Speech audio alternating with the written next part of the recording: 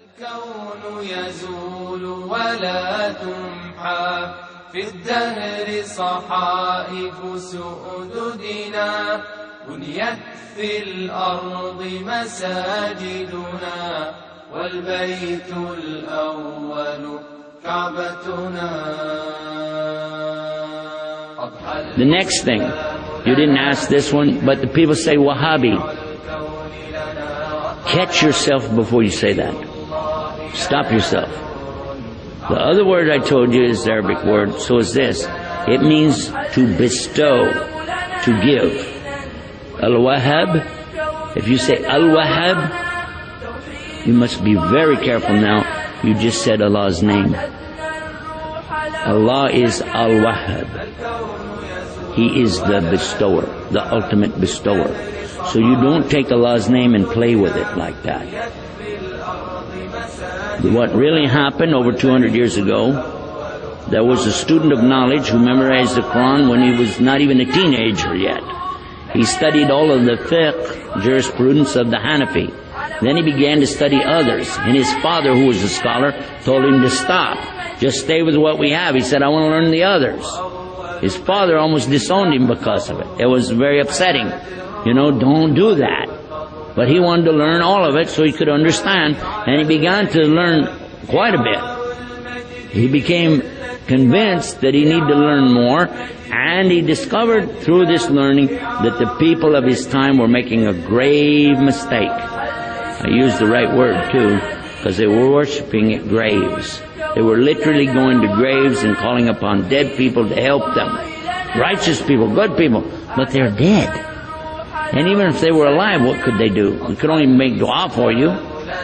Nobody's got any magic. You ask Allah to solve these impossible situations and He can do it. And that's what He was telling the people.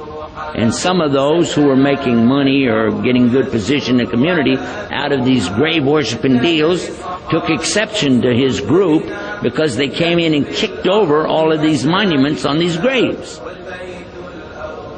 And of course they had no evidence to support what they did, so instead of dealing with the rationale of, why don't you look at what you're doing is wrong, instead they labeled his followers as Wahhabi.